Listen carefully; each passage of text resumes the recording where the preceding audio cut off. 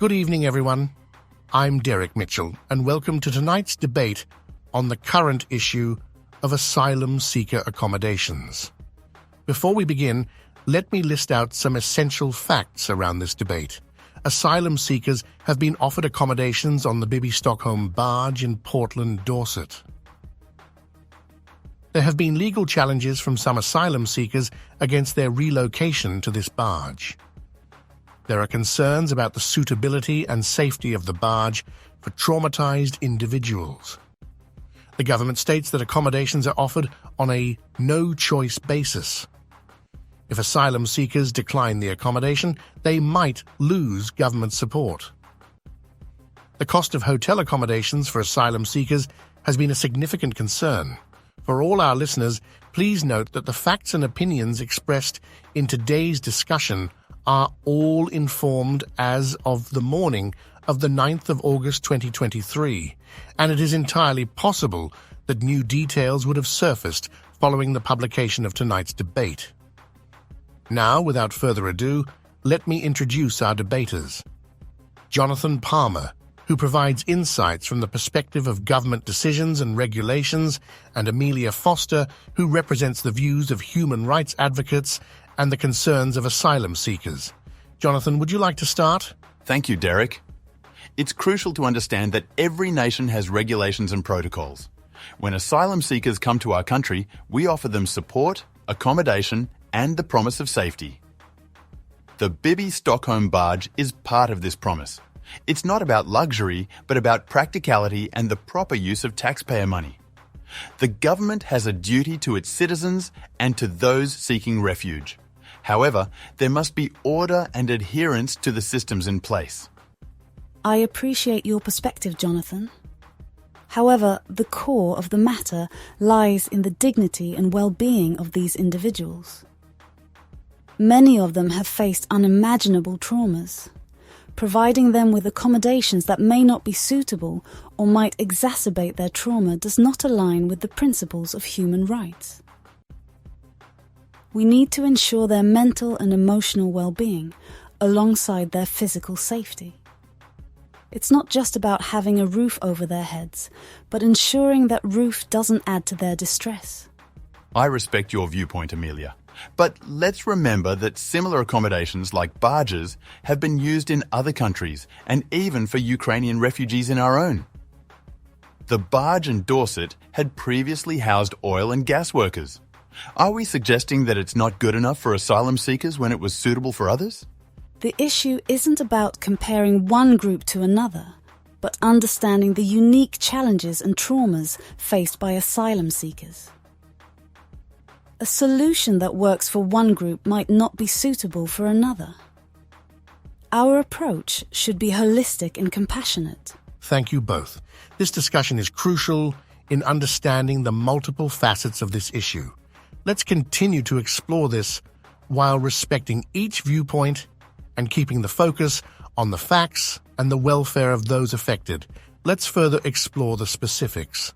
Jonathan, you mentioned the government's duty to its citizens and those seeking refuge, and Amelia, you highlighted the unique challenges faced by asylum seekers. One of the main points of contention here is the Bibby Stockholm Barge as an accommodation solution. Jonathan, can you elaborate on the government's rationale behind this decision, especially considering the cost concerns related to hotel accommodations? Absolutely, Derek. The decision to use the Bibby Stockholm Barge wasn't taken lightly. The cost of hotel accommodation for asylum seekers reached £1.9 billion last year. It's a substantial amount. The barge is a more economical solution, ensuring we can still provide accommodation. We're adhering to our legal obligations. The barge had been previously used for oil and gas workers, and similar accommodations have been employed in other countries. This isn't a makeshift, thoughtless solution. It's a practical one.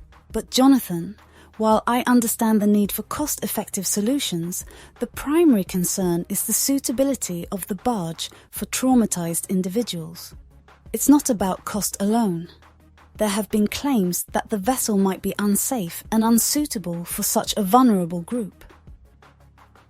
Furthermore, 7 of the asylum seekers have expressed a phobia of water, which adds another layer of complexity. That's a valid point, Amelia. However, the Home Office's stance is clear. Accommodation is offered on a no-choice basis. We're not providing an a la carte menu of options. Every country has its regulations, and while we understand and empathise with individual concerns, there must be some level of standardisation. Amelia, based on what Jonathan mentioned, do you believe there could be a middle ground? A solution that addresses both the government's concerns about costs and the asylum seekers' well-being? Derek, a middle ground is always the desired outcome. However, in this situation, what's concerning is the possible withdrawal of government support if the asylum seekers refuse the barge. It might leave them homeless. It's not about the luxury of choice.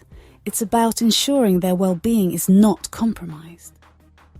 There have been concerns raised by refugee organisations about the barge being costly, cruel, and inhumane. The focus should be on finding a solution that ensures their safety, dignity, and well-being. It's evident that this issue is multifaceted.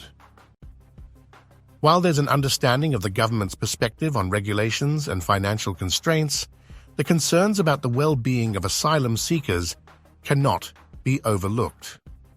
As we continue this debate, I urge both of you to think about potential solutions that could address the concerns from both sides. Remember, our focus is to enlighten our audience with facts and varying perspectives, allowing them to form their own opinion. Now, Jonathan, there's mention of the barge in Dorset having been used for oil and gas workers and similar vessels being used for Ukrainian refugees in Glasgow and Edinburgh. Can you share more light on how these instances might inform the government's choice in using the Bibi Stockholm barge for asylum seekers? Of course, Derek. The precedent set by using these vessels for different groups of people, such as oil and gas workers and Ukrainian refugees, indicates their practicality and suitability. They are not makeshift, as I mentioned earlier. They are structurally sound and have been deemed appropriate for different groups in the past. The sentiment here is, if it's been suitable for these groups, it should be for the asylum seekers as well. But Jonathan, it's crucial to understand the difference in the psychological state of these groups. While oil and gas workers might be accustomed to such environments, traumatized asylum seekers have a unique set of needs. We cannot equate the two. Plus, the Ukrainian refugee scenario might have been under different circumstances. It's about ensuring humane conditions. Amelia, I understand the sentiment. The comparisons are not to undermine the asylum seekers' unique challenges, but to highlight the viability of the barge as an accommodation option. The government is trying to ensure everyone is provided for without making distinctions between groups. Amelia, do you think there's a way the government can better the barge's environment to make it more suitable, given its current use? Absolutely, Derek. The main issue isn't necessarily the barge itself, but the context in which it's being presented. If there were more efforts in ensuring the environment on board is trauma-informed, with psychological support and proper amenities, it could be a more viable option. But just pushing them there without considering their well-being is where the problem lies. That's a constructive point, Amelia. Perhaps enhancing the support system on board could be a solution. But we must also understand the larger picture. There is a rising backlog of asylum cases which poses significant logistical challenges. The government is doing its best to manage these constraints. While I appreciate the logistical challenges, Jonathan, the well-being of these individuals can't be overshadowed by it. There have also been concerns about fire safety, overcrowding, and even threats from the far right. It's essential to address these before any decisions. Let's address another aspect. The government has mentioned removing asylum support for those refusing the barge, potentially leading to them being homeless. Jonathan, can you explain the rationale behind this? The government's perspective, Derek, is clear. The support provided comes with specific guidelines. By refusing the provided accommodations without a valid reason, they risk this support. It's about managing the resources at hand efficiently. However, this brings forth another ethical question. Should the fear of losing support be used to compel individuals into situations they're uncomfortable with? These are already vulnerable people. It's indeed a complex issue. As we wind down this debate, I'd like each of you to offer a potential solution or way forward that could be beneficial for all parties involved. Jonathan? Collaboration is key. The government, charities and other stakeholders should come together, discuss the challenges and find a solution that's both practical and humane. And I believe in a trauma-informed approach. Whatever the solution, the mental and emotional well-being of the asylum seekers should be at the forefront. A balanced debate indeed. Thank you, Jonathan and Amelia. To our viewers, we've heard varying perspectives on the asylum seekers' accommodation issue.